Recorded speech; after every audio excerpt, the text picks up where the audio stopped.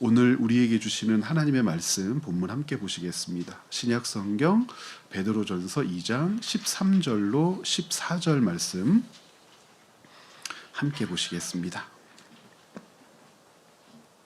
신약 성경 베드로전서 2장 13절로 14절입니다.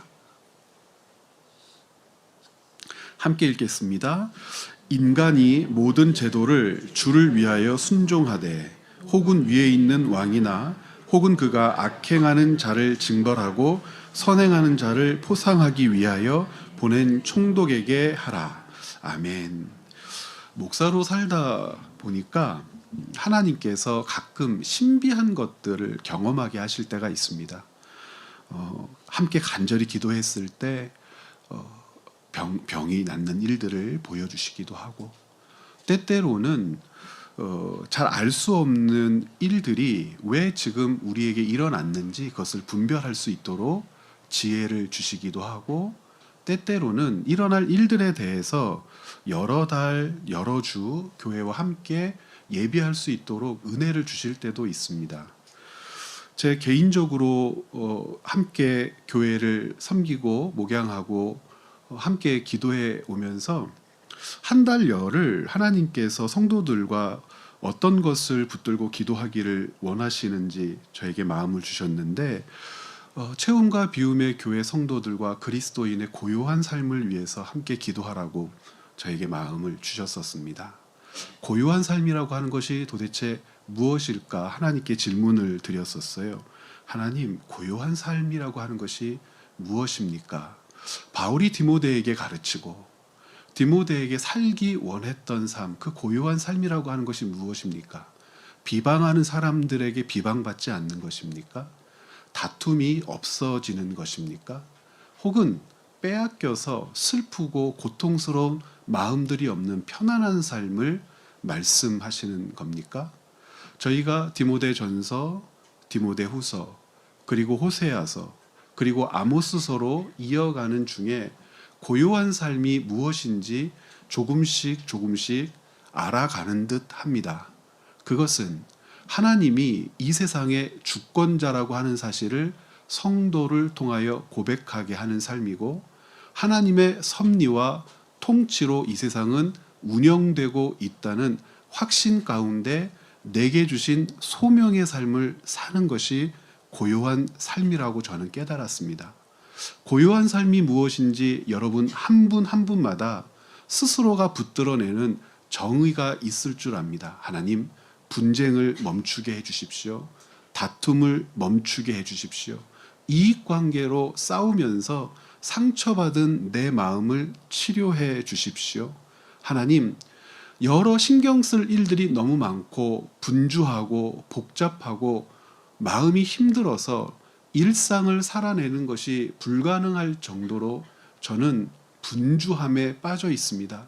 이 모든 것들을 거둬주시고 제 삶에서 하나님을 바라보며 집중하며 주님과 교제하는 은혜를 주시옵소서. 이것이 고요한 삶일 수도 있을 겁니다. 그런데 성도가 자기를 부르신 하나님을 인식하고 하나님께서 나와 함께 계신다는 사실을 알지 못하고 믿지 못하면서 과연 하나님의 백성이라고 불리우는 성도가 고요한 삶을 살 수 있을까? 불가능하죠. 디모데에게 고요한 삶을 살아야 한다고 바울이 권면했지만, 디모데가 처한 환경, 삶이라고 하는 것은 절대 고요한 삶을 살 수 있는 것이 아니었습니다. 비방하는 사람이 있었어요. 교회 안에 분쟁도 있었어요. 디모데를 리더로, 사역자로 인정하지 않는 또 다른 교회의 교사들로 인해 상처받고 힘들었어요. 바울이 가르치는 것은 무엇이죠? 그러나 너는 그 와중에서도 고요한 삶을 살 수 있다는 겁니다. 분쟁이 있는데 고요한 삶을 살 수 있다는 것. 다툼이 있는데 고요한 삶을 살 수 있다는 것. 아프고 힘들고 지쳤어요 라고 고백하는데도 그리스도인이 고요한 삶을 살 수 있다는 것은 하나님의 통치를 믿기 때문입니다. 하나님이 섭리하시고 하나님이 다스리시지 않으면 이 세상이 운영될 수 없다는 것을 믿기 때문입니다. 그러면 무엇까지를 믿는 것을 우리는 하나님의 섭리와 통치를 믿는다고 하냐면, 나를 위하여 벌어지거나 내 편에 서서 나타나는 현상뿐만 아니라 나를 공격해오는 현상, 나를 분주하게 하는 현상, 나로 하여금 마음 둘 곳 없을 정도로 외로워지는 환경으로 내몰려지는 내 삶의 현상까지도 하나님의 통치와 다스림 안에 있다고 믿었을 때, 그리스도인은, 하나님의 백성은 그것을 고요하다 이야기할 수가 있습니다. 그래서 디모데는 매일매일 벌어지는 분쟁 중에 눈물을 흘리며 고요한 삶을 살 수 있는 것이고, 마지막 순간에 목이 잘릴 그 순간을 바라보고 기다리면서도 바울은 로마 옥중에서 고요한 삶을 살 수 있었던 것이고, 호세아는 타락한 자기 백성들을 바라보며 자기 아내를 통하여 배우는 하나님의 말씀이, 하나님의 섭리가 야속하고 고통스럽고 슬프고 때로는 분노가 치솟아 올라도 호세아는 그 땅 그 거민들을 바라보며 또 자기를 배반하고 집을 나가버리는 아내 고멜을 한없이 기다리며 고요한 삶을 살 수 있는 겁니다. 우리에게 주어진 일상보다 하나님이 더 크신 분이라고 믿는다면 그리스도인은 고요한 삶을 살 수 있습니다. 하나님께서 통치하고 다스리시되 내 눈높이와 내 이해와 내 지식으로 확인할 수 없는, 알 수 없는, 그리고 그 끝이 어딘지 파악할 수 없는 우리 인생의 여정이라고 하는 것이 있을 때, 내가 파악할 수 없고 내가 알 수 없다고 하나님이 계시지 않는 것이 아니요, 하나님이 통치하고 다스리지 않는 것이 아니요, 하나님이 통치하고 다스리는 분이라고 믿는다면 공포보다, 우리를 붙들어내는 두려움보다, 어찌할 바 모를 우리 안에서의 갈등과 아픔보다 크신 하나님을 우리는 목격할 수 있고, 다스리시는 하나님을 그래서 신뢰할 수 있기에 현상에 매몰되어 마음을 빼앗겨버리는 인생이 아니라 현상을 바라보며 내가 원하는 방식의 일들이 펼쳐지지 않는다 하더라도 너무나 분명하고 굳세게, 그리고 고요하게 하나님이 다스리고 계신다는 것을 우리가 믿게 되는 겁니다. 성도들 중에 어제 저녁에 저한테 전화하신 분들 꽤 계세요. 너무나 힘들고 아파서 전화하신 분도 계시고, 두렵고 무서워서 전화하신 분도 계시고, 계엄령 선포된 지 30분도 안 됐는데 이제 전화하시고 연락도 하시고 문자도 보내시고. 제가 뭐라고 말씀드렸을까요? 뭐라고 말씀드렸을 것 같아요? 첫 번째는 30분밖에 되지 않았습니다. 어떤 분에게는 1시간도 되지 않았습니다. 보십시오. 하나님께서 어떻게 일하시는지 우리로 하여금 목격하게 하실 텐데, 하나님이 우리의 삶에 잠시의 여백이라도, 즉 여백은 미술에서는 아름다운 거지만 그리스도인들에게 하나님의 여백이라는 게 있습니까? 하나님 없는 공간이라고 하는 것이 있습니까? 잠시도 우리를 내버려 두지 않으시고 통치하실 그 하나님을 바라볼 수 있다면 고요하게 기다릴 수 있는 거죠. 좀 더 정직하게 말씀드리자면 3시쯤 해서 제 서울로 가려고 그랬습니다. 그 제 딸 옆에서 해서 가려면 아빠만 가지 말고 자기도 데려가라고 해서 3시쯤 서울에 가서 가야 될 상황이 벌어지면 가야겠다고 생각을 하고 준비를 하고 있었죠. 그런데 여러분, 말씀이 우리를 붙들어내고 하나님의 말씀을 신뢰하며 산다는 것은 바로 그 말씀대로 되어질 하나님의 역사를 믿기 때문입니다.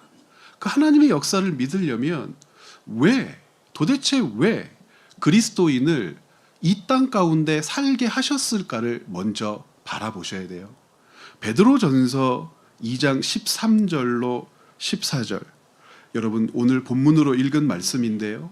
13절에 이런 기록이 있죠. 인간의 모든 제도를 주를 위하여 순종하되 혹은 위에 있는 왕이나 혹은 그가 악행하는 자를 징벌하고 선행하는 자를 포상하기 위하여 보낸 총독에게 하라.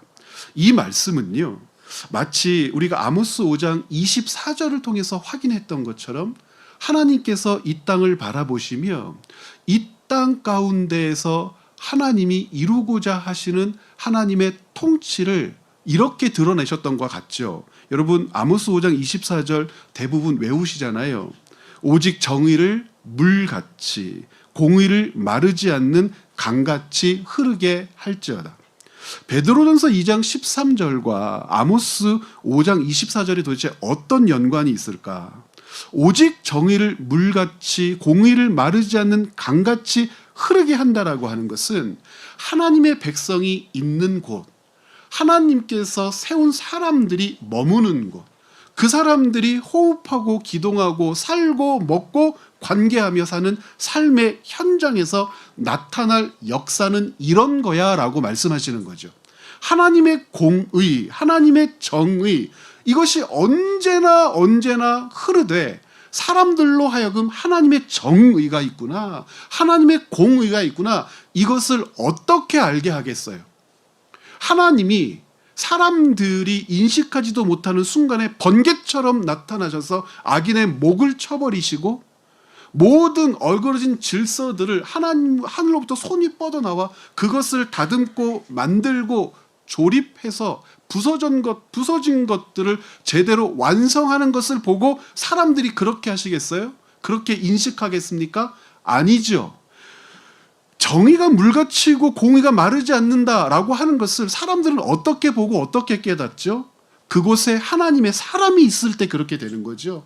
하나님의 사람이 그 현장에 있을 때, 하나님의 사람이 그곳에 살고 있을 때, 우리 모두가 보고 있는 역사의 현장에서 하나님의 사람이 있다라고 하는 그 사실로 하나님을 신뢰하고 사랑하고 그 통치와 섭리를 믿는 하나님의 사람이 있을 때 그 현장에서 어떤 일이 벌어지냐면 사람들은 정의가 물같이 흐르고 공의가 마르지 않는 강같이 흐른다는 사실을 눈으로 보고 깨닫게 된다는 거예요. 하나님의 사람은 그렇게 중요한 것이죠. 그리스도인들에게 죽음이란 뭐라고 그랬습니까? 부여된 소명이 다 완성되고 사라졌을 때 주께서 부르시는 순간을 우리는 죽음이라고 하기 때문에 죽음은 두려운 순간이 아니라 그리스도인에게는 넘겨지고 맡겨진 하나님의 짐을 내려놓는 순간이죠.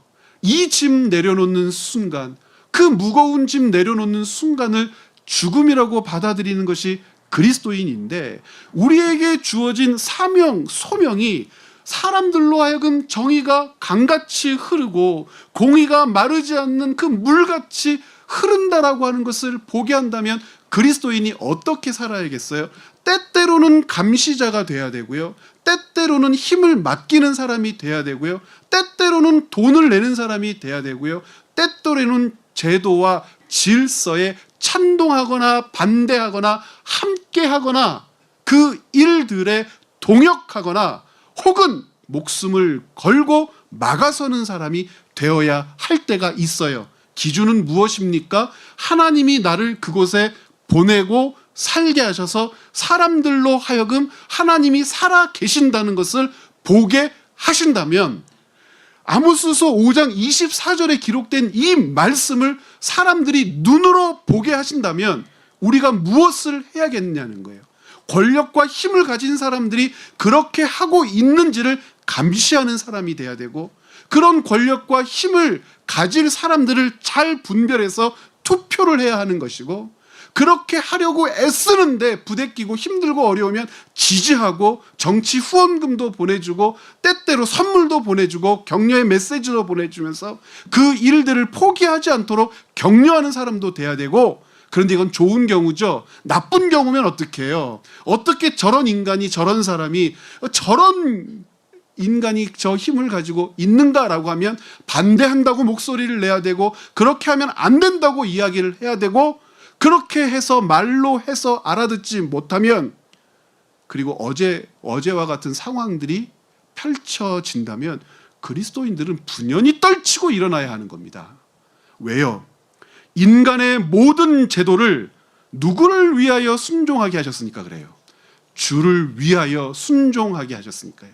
인간의 모든 제도란 뭡니까? 법과 질서죠. 우리나라에는 헌법이라고 하는 것이 있는 것이고, 헌법, 이 모법 밑에 상법이건 형법이건 무슨 법이건 수백 수천 가지의 법이 있는 것 아니겠습니까? 이 제도에 우리가 왜 순종합니까? 주를 위하여 순종하는 것이죠. 주를 위하여 순종한다는 것은 뭡니까? 우리를 통하여, 순종하는 우리를 통하여 오직 정의를 물같이, 공의를 마르지 않는 강같이 흐르게 하려고 우리로 하여금 그 법과 질서, 제도에 순종하게 하셨죠. 우리는 헌법을 지키죠. 우리는 그 아래에 있는 수많은 법들을 지키려고 애쓰죠. 누구를 위하여 그 법을 지킵니까? 인간의 모든 제도를 주를 위하여 순종하는 것이죠. 그래서 혹은 위에 있는 왕에게 순종할 수 있는 이유가 거기에 있고, 그를 격려하고 지지하고 때로는 그 사람 앞에 무릎도 꿇고 머리도 숙일 수 있는 이유가 그 사람에게 순종하는 것이 아니요, 그 행위가 누구를 위하여 하는 일이기 때문에 그렇습니까? 주를 위하여 하는 일이기 때문에 그렇습니다. 그러므로 감시해야 됩니다.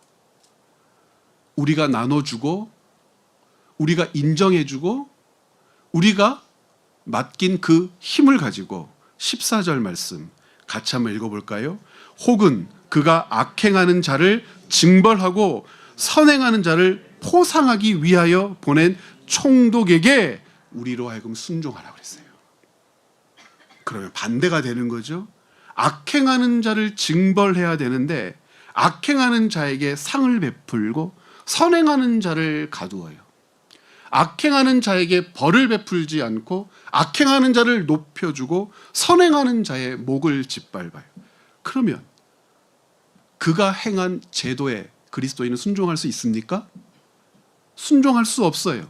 그 사람에게 반대하는 것이 아니요, 그리스도인은 그 제도를 지킴으로 주를 위하여 순종하는 것이되, 불순종한다는 것 역시도 주를 위하여, 우리를 이 땅에 내신 하나님의 뜻을 거스러 살 수 없기 때문에 하나님의 뜻을 거스르고 사느니 그 사람의 손에 죽겠다라고 하는 심정으로 그리스도인들이 이 땅에서 우리에게 맡겨진 직무를 감당해야 하는 겁니다.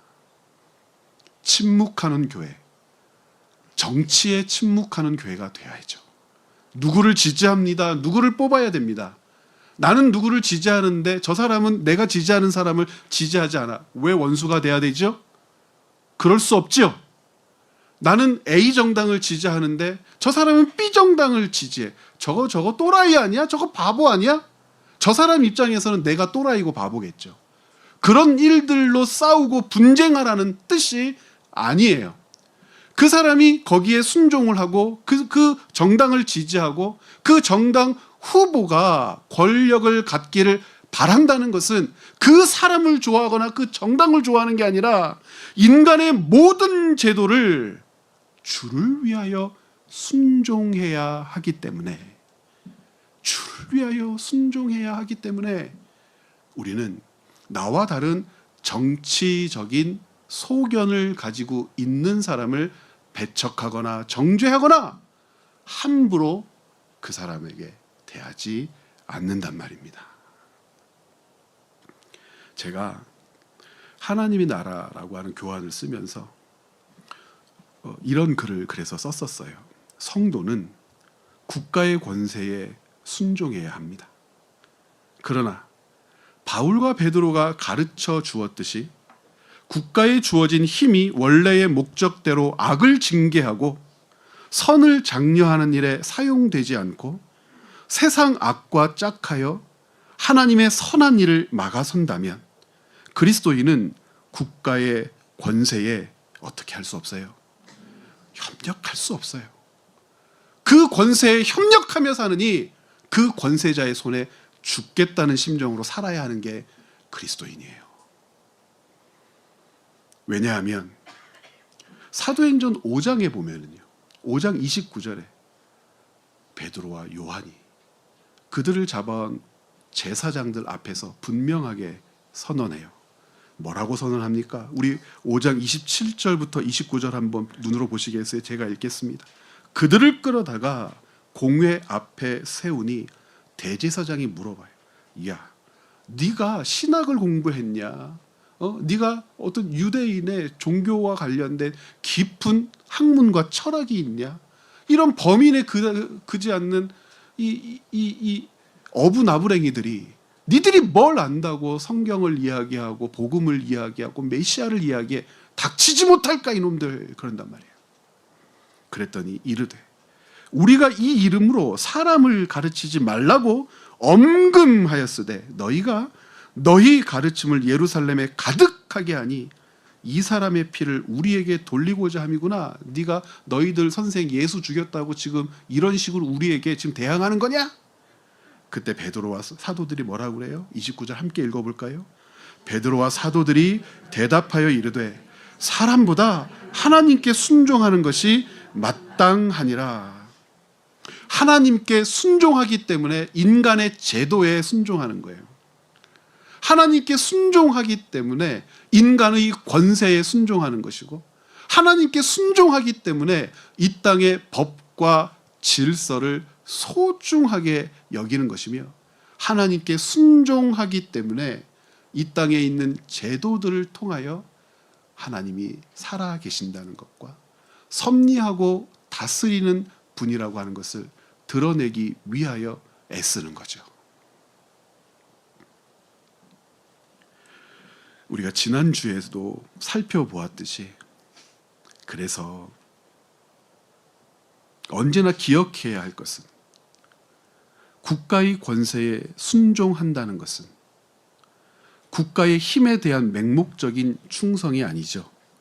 나는 원래부터 A 정당을 지지했기 때문에 목에 칼이 돌아도 A 정당이야, 이런 거 아니죠. 나는 우리 가족 대대로 B 정당을 지지했기 때문에 저 A 정당 지지하는 것들과는 상종을 안 할 거야, 그런 것 아니죠.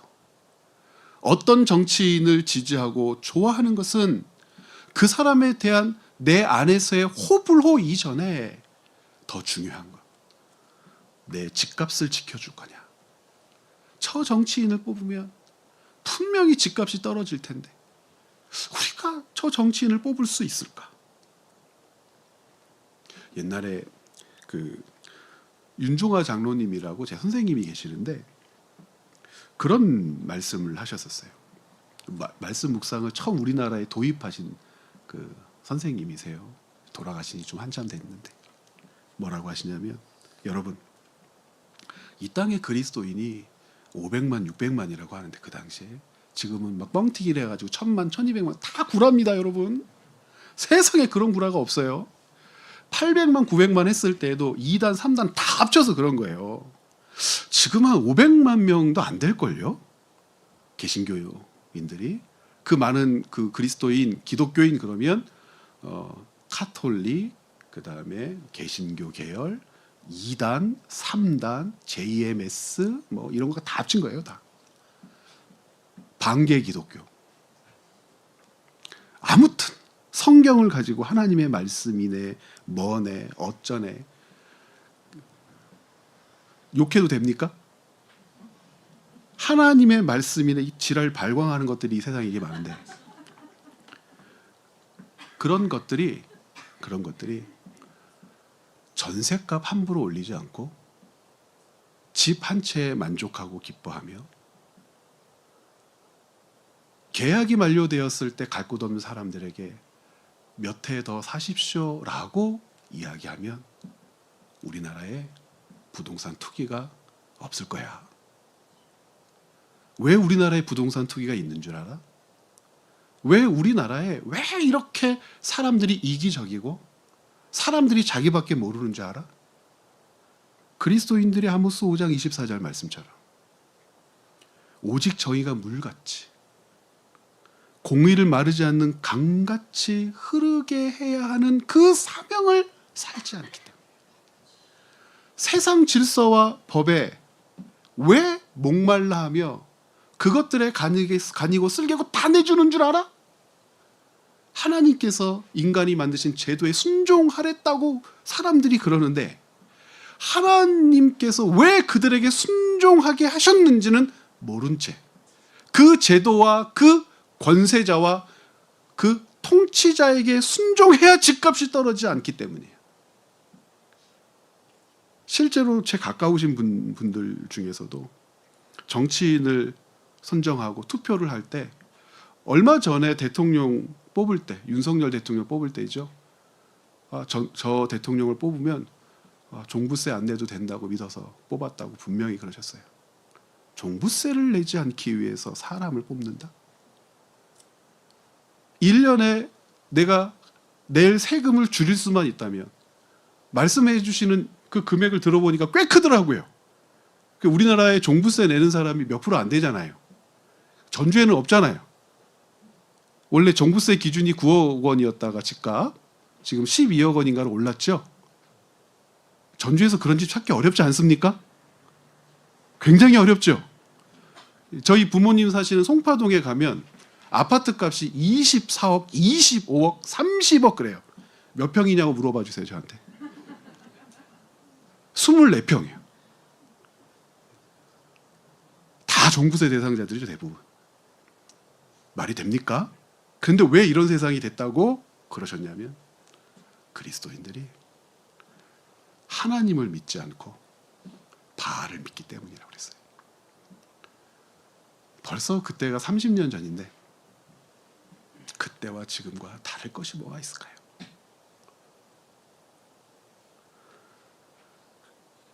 그리스도인들이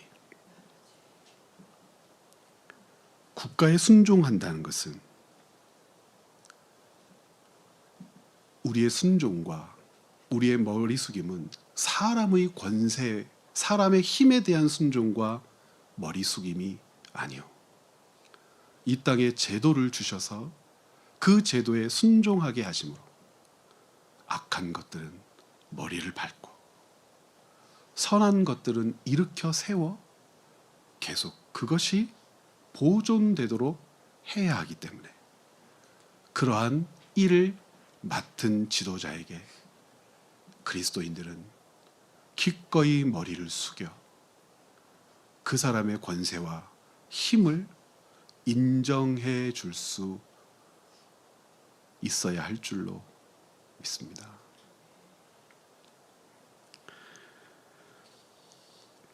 로마서 13장 3절부터 4절 우리가 지난 주일날 이게 무슨 뜻인지 살펴봤었잖아요. 다스리는 자들은 선한 일에 대하여 두려움이 되지 않고 이렇게 바꿔도 괜찮을 것 같아요. 이 세상에 통치자들이 있는데 그리스도인들은 이 세상의 통치자들을 두려워하지 않아. 같은 말이죠. 다스리는 자들은 선한 일에 대하여 두려움이 되지 않고 그러면 선한 일에 해당하는 단어를 뭘로 바꿀 수 있었어요? 그리스도인. 그리스도인이 이 땅에 발을 붙이고 살아가는 동안 결코 우리는 힘 가진 권세자들을 두려워하지 않아요. 왜냐하면 이 땅에 힘 가진 권세자들을 하나님께서 세우시고 그들에게 권력, 권한을 맡기셨을 때는 악한 것들을 잡고 징계하고 벌하여 하나님이 이 땅의 참 주인이신 것과 하나님의 섭리와 통치가 여백 없이 이 세상의 모든 것을 가득 채우고 있다는 것을 가르치게 하려 하신 것이기에 세상의 권세자를 두려워하는 것은 악이니요, 세상의 권세자를 응원하고 그들과 함께 주의 일을 도모할 수 있는 것은 선인인데, 주의 일을 도모하는 것을 선이라고 고백하는 그는 그리스도인이겠죠. 그러므로 다스리는 자들은 선한 일에 대하여 두려움이 되지 않고 악한 일에 대하여 되나니, 네가 권세를 두려워하지 아니하려느냐. 선을 행하라. 그리하면 그에게 칭찬받으리라.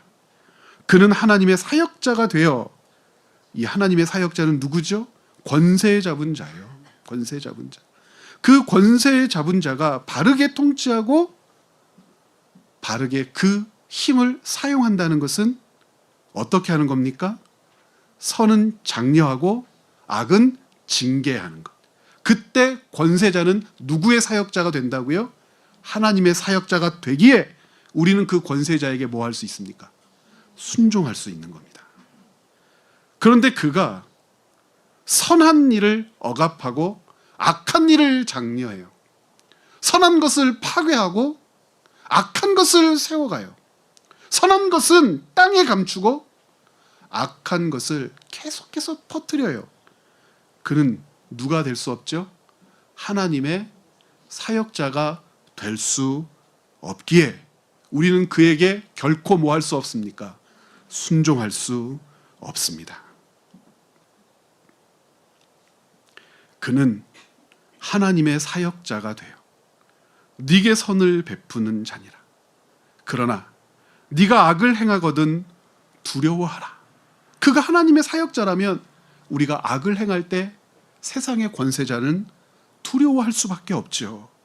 왜냐하면 그가 공연히 칼을 가지지 아니하였나니, 그가 칼을 악한 너를 위하여 너에게 행할 수 있습니까?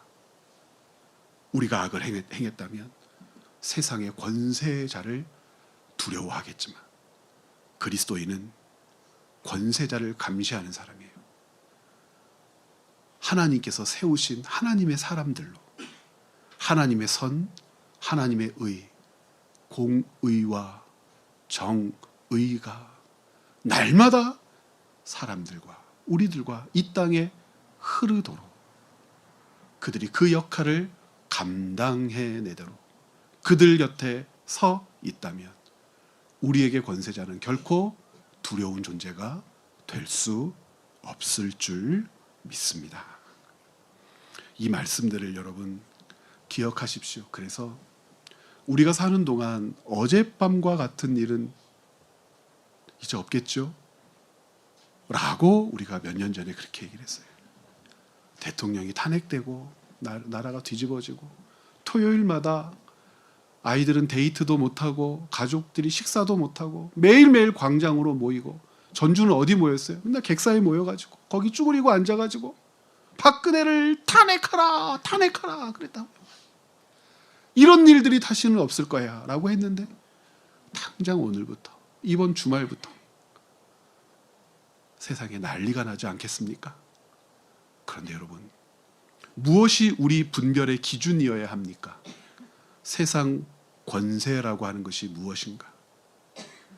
그리스도인과 정치. 우리는 이 땅에 살지만 이 땅에 어떤 존재로 사냐면 대사와 같은 존재로 사는 겁니다. 하나님의 나라가 우리의 본국이요. 하나님께서는 우리를 본국의 대사로 세워 이 땅에 보내셨기에 우리의 본법, 모법, 우리를 좌지우지하고 살리고 죽일 수 있는 법은 무엇입니까? 하나님 나라의 법이지만 그 하나님 나라의 법을 가지고 이 땅에서 대사 역할을 감당할 때 주제국의 법을 존중하되, 그 주제국의 법이 우리를 위협하고 하나님의 나라를 위협하고 하나님의 나라를 적대시한다면 우리는 대사로 당당하게 찾아가서 항의하고 바꾸라고 요구하고 그와 같은 짓거리를 결코 용인하지 않겠다고 선언할 수 있어야 할 줄 믿습니다. 이 마음으로 이번 사태를 지켜보십시오. 하나님께서 통치하고 다스리고 계시며 우리가 사는 삶의 현장에서 우리를 그리스도인으로 세우셨다라고 하는 분명한 이유를 여러분들로 살아내도록 힘도 주시고 지혜도 주시고 분별력도 주실 줄 믿습니다. 오늘 저녁에 당장 주무시고요. 하나님께서 주시는 은혜를 붙들고 또 여러분 하루를 힘있게 살아내시기를 부탁드립니다. 저는 이제 어제 밤부터 오늘까지 잠을 안 잤죠. 왜냐하면 사태를 지켜봐야 하는 거예요. 사태를 지켜봐서 이거 제가 가서 물리적으로 뭔가 힘이 필요하면 일단 여러분들의 양해를 구하고 제가 올라가려고 그랬습니다. 그런데 그렇게 안 해도 괜찮을 것 같습니다. 하나님이 우리에게 은혜를 주실 줄 믿습니다. 여러분들 중에서도 너무 많이 얼굴이 피곤하고 지쳐 계셔서 참 제가 마음이 아픕니다. 마음이 아프고 오늘 저녁 단잠 자게 해주시는 것으로 여러분의 일상이 회복되도록 건강도 주시고 은혜도 주실 줄 믿습니다.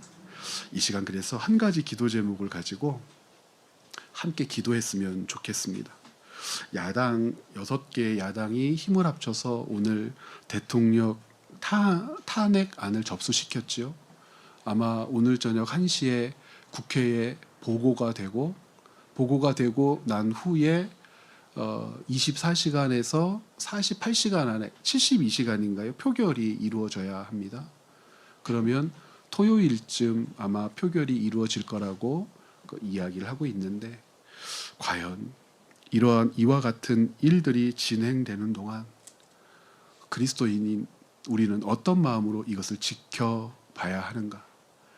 대통령이 국민의 투표로 당선된 대통령이 또 이렇게 탄핵을 당하고 쫓겨나는 것을 지켜보는 이 참담한 심정을 주님께서 알고 계실 텐데 여러분 이 절차가 진행되는 동안 대한민국이 혼란스럽지 않게 해달라고 기도해 주시기를 바랍니다. 이 일들을 통하여 이 땅 이 사회가 더 성숙한 사회로 진보되어 나아갈 수 있게 해달라고 기도해 주시기를 부탁드립니다. 특별히 정치인들이 정의로운 마음을 잃지 않게 해달라고 기도하십시오. 정직한 마음을 잃지 않게 해달라고 기도해 주십시오. 그들이 그리스도인인지 그리스도인이 아닌지는 우리가 잘 모릅니다. 그러나 그들에게 권력, 권한, 힘을 주신 하나님의 뜻이 있음을 우리는 믿지 않습니까? 그들의 양심이 살아나고 그들이 양심 때문에라도 선하게, 아름답게, 질서 있게 무엇인가를 결정하고 판단하게 해달라고 여러분 간절히 기도해 주십시오. 어떤 결과가 닥치든지 여러분 자신을 위해서 기도하시되 하나님의 섭리, 하나님의 통치를 분명히 믿고 붙들어내는 내가 되게 해달라고 기도해 주십시오. 채움과 비움의 교회 성도들 모두가 하나님 나라 대사로서의 사명을 삶의 현장에서 환경에서 능력 있게 감당해 달라고 여러분 한 마음으로 기도해 주시기를 부탁드립니다. 이 시간 함께 간절히 기도하며 나아가겠습니다.